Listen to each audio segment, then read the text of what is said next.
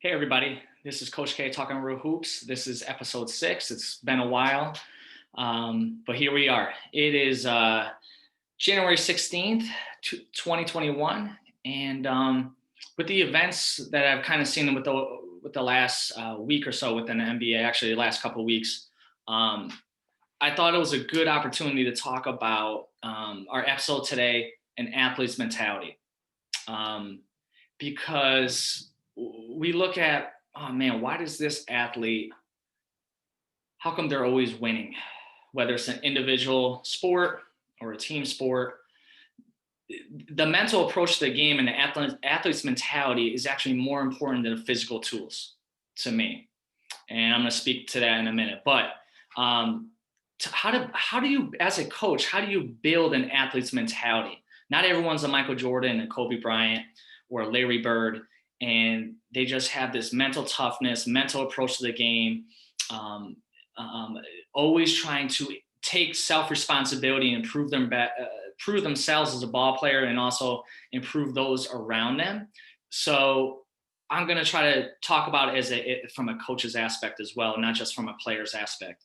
But something that really stands out, something like I talked about earlier, I look at some of the greatest coaches from in the past or present, and I try to take small snippets and I try to use it and actually sometimes tweak it or keep it the same. And one thing I learned about John Wooden over the years, he would always say to his players, the threes: don't complain, don't whine, don't make excuses.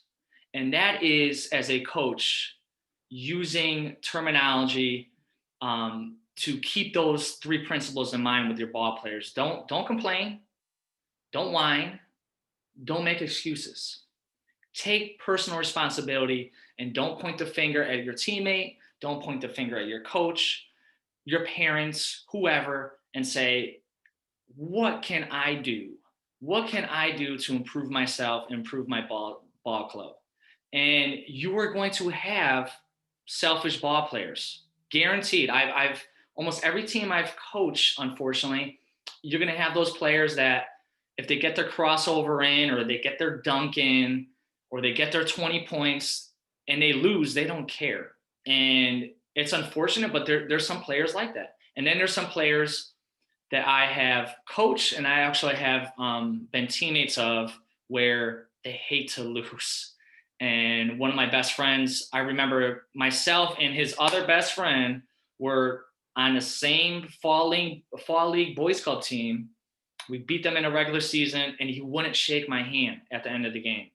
And I thought about it, and I said, I know why he didn't.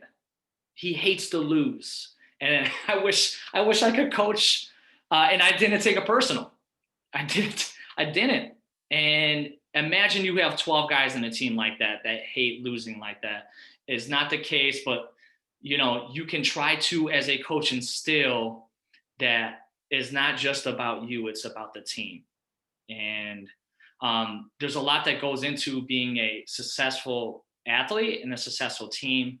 And Wooden's principle of don't whine, don't complain, don't make excuses helps to build that athlete's mentality. So just last week, I do a health and wellness club at my school. After school, we're teaching remotely. I do it with another teacher who, I was a college basketball player. He was a collegiate swimmer. And I have two of my basketball players in this program. We give them a workout program for the week. We do it on an Excel spreadsheet where we could see it and they could track it. And we have a nutrition aspect. And we noticed that one of my players, he only has one workout in. And we're like, hey, well, I'll call him John. I was like, John, how come you only got one? And he's like, well, my parents couldn't drive me to the gym. And so I'm like, well, how far is the gym? And he's like, well, it's a 10-minute drive. I'm like, how long will it take you to walk there? It's like 30 minutes. And I was like, there's no excuse. You need to figure it out. You need to find a way to get to the gym. And that's what I mean. And you could be blunt with your players, or you could kind of use that psychology and kind of question their thought process. Like, you're not trying hard enough. And this episode is really inspired from what I've seen with Kyrie Irving and James Harden, how they're not superstars and leaders in my book. I have a bar, and I will not lower it for anybody. And my bar is a Michael Jordan, a Kobe, a Larry Bird. Um, you know, being a leader, you take on a lot of responsibility. Being a leader is having, I talked about in episode 1, the winning habits. I call them winning habits of success. It's not that we're trying to it's not going to show up on a scoreboard like, hey, we're trying to win games. It's these winning habits of success as a coach is something I've learned from my middle school coach and other coaches I've had. These habits of success will carry you on through the rest of your life. So show up to school on time, show up to practice on time, because they all will translate. Yes, it might translate eventually onto the scoreboard, like as far as basketball, right? But it's going to translate the rest of your life. And James Harden, I know why he's like, I've done everything I've could for this city. No, you haven't. You have never been a leader. You have never taken on that responsibility by the expectations I have of a Michael Jordan and Larry Bird and others. You show up to training camp late, and we find while your teammates are in practice during preseason, you're out at the club maskless, knowing that when you do come back to the team, you got to sit out more games. And then you're overweight. You're about 15, 20 pounds overweight just from the look of things. So a leader's not showing up late to training camp, number one. And number two, you're not out of shape. That's not a leader. And Kobe Bryant, one of his problems with Shaq was that was his problem with Shaq. Get your butt in shape. You should be in shape in training camp, not midway through the season. And, that is a leader. That's what a superstar does. And an athlete's mentality is, I am going to lead my team and show them through example. But he does the opposite. He points the fingers. And another thing about him, and this is just within this season, I don't want to waste an entire episode on him. At the press conference saying, I can't win with this group of players. We don't have the chemistry. Excuses. What have you done to elevate your game and the guys around you? You haven't done enough. You haven't. And I look at a guy like Aaron Rodgers, present day athlete. I'm sure he was mad that Green Bay drafted a wide receiver in the first round. Drafted a quarterback in the first round instead of drafting a wide receiver that could help him, right, win more ball games and try to win the championship. I know he was mad. He shut his mouth. He was a professional, and he should be the MVP of this NFL season. He doesn't have the talent that Mahomes has around him, in my opinion. He shut his mouth. He worked his tail off, and he's placed his team in a position to win an NFL championship this year. That's an athlete's mentality. Didn't complain, didn't make excuses, didn't whine. He just went out there as a professional and balled and said, I'm going to elevate my game and those around me. And that's an athlete's mentality. Don't point the fingers at anybody. Point them at yourself. And there's been many cases as me being an athlete where I had every right. One team that I was on, it was 8th grade at the boys club. I had guys on my team who they couldn't make layups wide open. I averaged over 50 points a game my 8th grade year. I had every right to say, you guys stink. You guys are awful. I never did that. Even when they missed a wide open layup, there might be a point in the game like, come on, David, you got that. And I might have yelled at them too hard, but then when coming over the timeout, I put my arm around him and said, hey, David, next time, be ready, get your hands ready. I'm still going to pass it to you, and you're going to make the next layup. And if you are the star of the team, and I don't even like using that term, is because you're a team, and you're not bigger than a team. But there is a certain way you act when you are the superstar, perceived a superstar, a leader. You encourage your teammates. You build them up. You don't tear them down and rip them apart. And you even heard his teammates, Harden was disrespecting us long before this press conference. And I already know that. I would never want to be a teammate with him, ever. I play with guys like that. And as a coach, I will work with guys like that, right? In middle school, high school coach, because that's our job.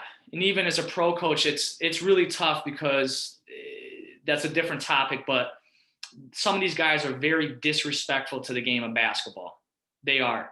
For what the people what they did for them to make $34 million a year, Kyrie Irving, or $40 million, James Harden.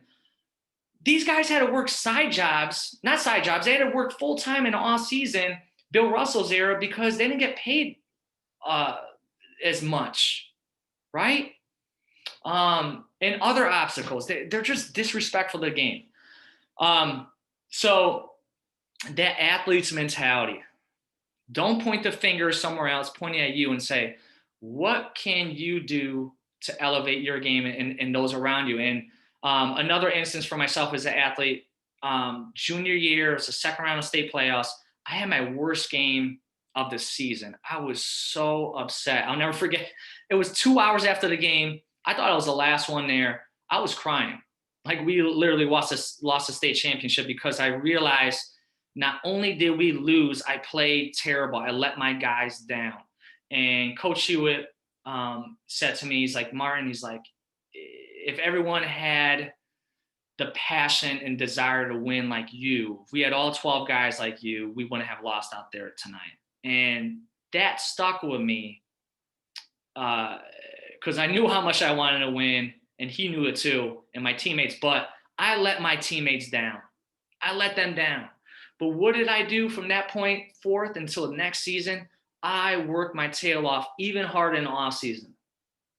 I would take 500 to 1,000 shots every day, but I was doing other stuff even harder. 2-ball dribbling drills longer and harder. Going to the Maloney track and doing speed work and running hills to get faster. Putting on those weird jump soles shoes to get my vertical leap up harder. Everything I did was to never put myself in that situation again where we lost and it was because of my fault. And the next year, play Hill House in the first round, and I scored 37. We beat them at home. And we lose in the next round. I didn't play bad. It was just that we lost to the team that won the state title. And even Coach Hewitt came up to me the next day. He's like, if we play them 10 times, I think we will be lucky to beat them once. What do you think, Martin? I'm like, yeah, they were that good. But as a leader, even though I lost that state title my senior year, I'm like, I got to get better. And my point is, that's the athlete's mentality, is that you always have room to grow and to improve. And it never stops. So when James Harden said, I did everything I could, no, you haven't. No, you haven't. And I look at Magic Johnson. 84 finals, I believe it was. Celtics beat him. And he played terrible. And the headlines were saying tragic Magic. What did he do? He worked his tail off in all season. And next year he comes back and the Lakers beat the Celtics, right? In 85, I believe he even had that sky hook through the lane. That's an athlete's mentality. Kobe Bryant, it was early in his career, and he's playing the Utah Jazz, and he had like 3 or 4 consecutive air balls. His athlete's mentality is, I am so confident, I want to take those shots. Nobody else on my team. He airballed 3 or 4 shots in a row, and I heard him talking about this in the interview, and he said, those shots were straight on, but they were just short. So I had to reflect and say, I just came from playing high school where I'm only playing 30 games, and now I'm playing 82 regular season and 20 maybe in the playoffs besides the preseason, right? So I need to get my legs stronger. And he reflected and said, I need to get stronger for my legs and get my body ready. And that's an athlete's mentality. He didn't make excuses. He didn't complain. He took ownership and said, this is what I'm going to do. Michael Jordan, he could have left after losing 3 straight years to the bad boys. He could have done a KD and went to the Golden State Warriors who beat him, or LeBron James, I'm going to go team up with Miami Heat, and that's a different story. Mike said, let's go, guys. And you saw it in a documentary. We're going to weight lift all together a week after losing the Bad Boys, the third consecutive year. We're gonna weight lift and get stronger physically and mentally, so we're ready for them next year. And they swept them. And that is a leader. That is a superstar. They take ownership. And they inspire their teammates. They don't point fingers at them and say, your effort wasn't good enough. No, they'll say, I need to do more, but you need to do more too. And they will show them the way through the example. And you need to do that as a coach. And I know this is a coaching podcast. Like, I make sure as a coach, I expect my guys never to be late. I'm never late. I remember, because I'm teaching all day, school ends at 3:45. I got kids, 2 or 3 classes because we split the gym. I have all these kids trying to get out of the gym and clear it out. There has been times where I have sprinted to the bus because I tell my guys, you need to be at 4 o'clock. If you come after, if you're 4:01, you're late. I sometimes sprint through the hallways and sprint to the bus to make sure I'm not late. That's a leader. And I make sure I'll never forget last year, we didn't have a season this year. So the previous season, I had the flu and I showed up to work. We had a game that night and I was hunched over in a gym. Well, I wasn't hunched over, but I looked like a catcher, right? Sitting down, kneeling down with your feet. You're not touching the floor with your bottom, but you're down like a catcher. And I was sitting in a chair during class, and I hated doing it for my PE, and I wasn't doing it all day. I was doing it 5 minutes here in one class, 5 minutes there, because I need to set the example for my PE students too. I was doing that so I could stand up and coach the way I know how to coach for my guys. And imagine your teammates all thought like that, or your entire team.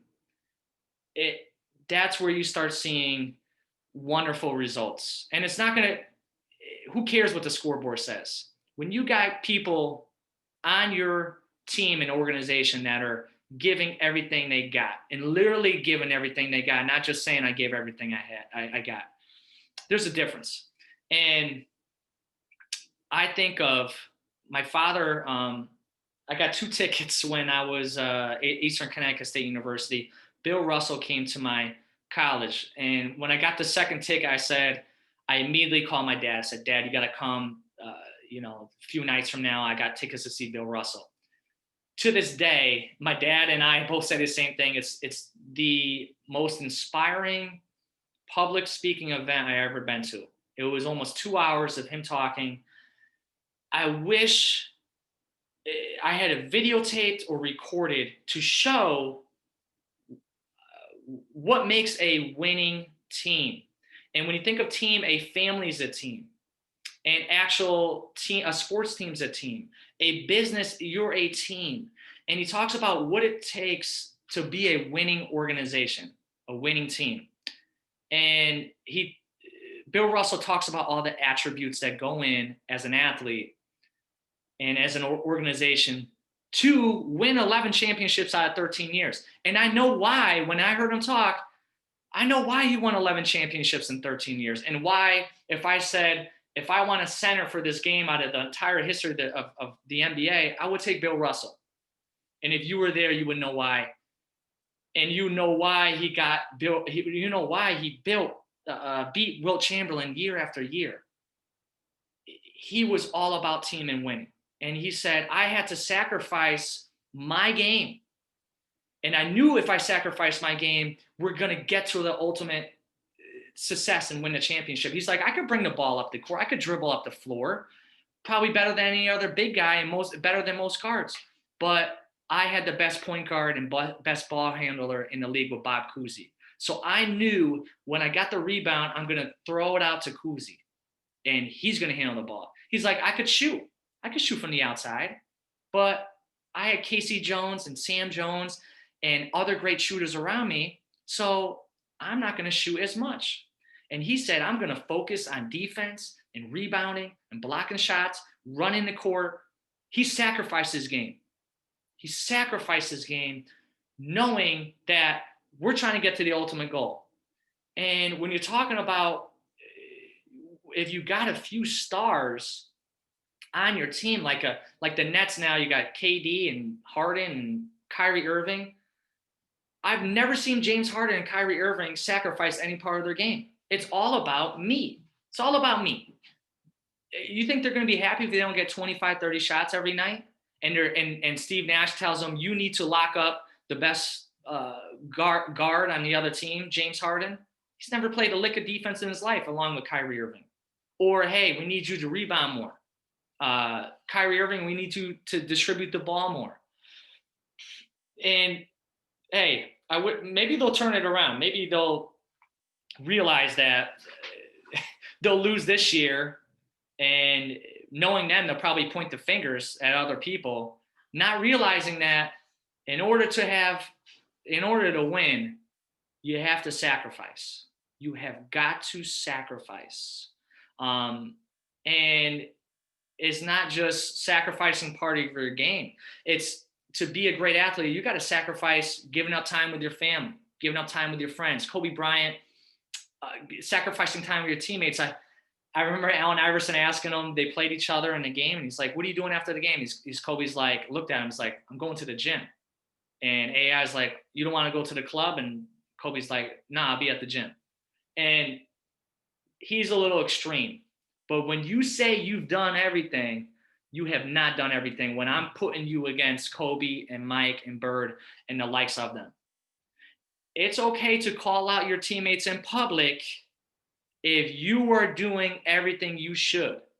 Like, it never to say, I can't win with this group. I'm talking about, Larry Bird in a final said, we need to get tougher. We're not tough enough out there in a post game. And the next night, his teammates came out there mad. And because guess what? Larry Bird, he was the first guy at the gym. He's the last one to leave. Working hard. Even later in his career, he bad back. He shouldn't even been out there. He could have retired long before he did. His back was so bad. His teammates saw that. He wasn't a James Harden who shows up late to everything, tells his coaches, we're not practicing the next game because you got to go club, take a private plane and go club at the city you're at, right? So an athlete's mentality, it's when going back to Russell, talking about sacrifice, playing as a team, playing your role. And as a coach, that is also another important attribute as a coach, is giving roles to your players. And football is kind of already, it's already there for you. Like, you're a running back, you're going to be running the ball. You're a quarterback, you're throwing it. Maybe you have a star quarterback and running back, and you sit them down and say, you guys both need the ball, but there might be some nights I have Troy Aikman throwing it, and Emmett, you're going to be running it less on this night. And that's a good problem to have. For basketball, you have got to give roles to your players every year. And Doc Rivers gets a lot of flack, right? And I think he should have even won more championships than he did in Boston. But he had those guys buy in. Ray Allen, Garnett, and Pierce, they're used to getting 20 to 25 shots, right, when they were on their separate teams. And when they came together, they knew that. They said, you know what? You're going to get less shots. I'm going to have you, Ray Allen. And I actually saw Ray Allen and Paul Pierce play the best defense of their career. And a large part of that is that Kevin Garnett effect, but I'm sure Doc Rivers helped emphasize that as well, is that I'm going to need you to guard the best perimeter defender on the other team, and you're going to get less shots that night. And you have to sit down each individual player and collectively and tell them, hey, I'm asking certain people to do things this year, or even maybe certain games, that what I'm asking you to do is for our team's success. And we can't have egos involved, right? But hey, you know what? Maybe you were a scorer on your other team you came from AAU or wherever, but on this team, I need you to rebound more. Hey, I need you. I know you're the best low post scorer on your middle school team, I need you to rebound and block shots and run the court like Bill Russell, and the scoring will come.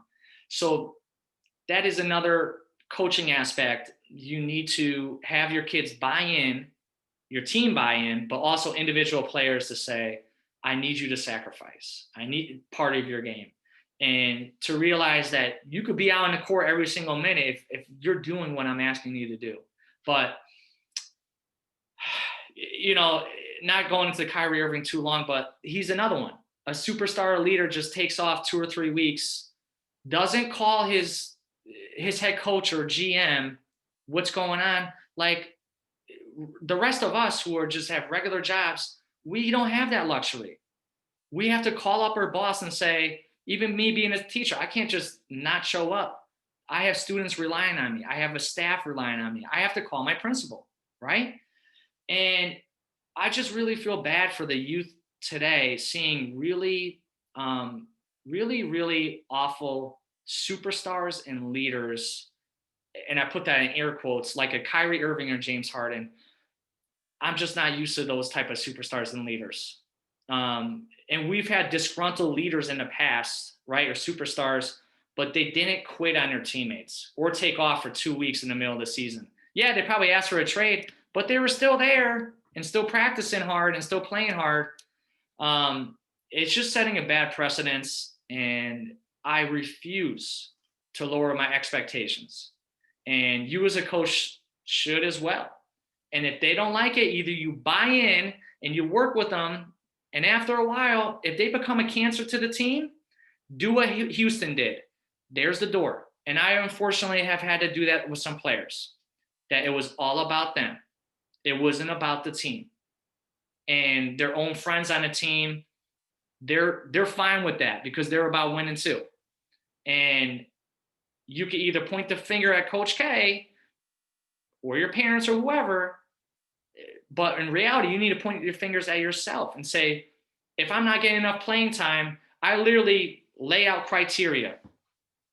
Your playing time is determined by your behavior, your grades, being there on time and every day of practice, being coachable, and your skill level is last.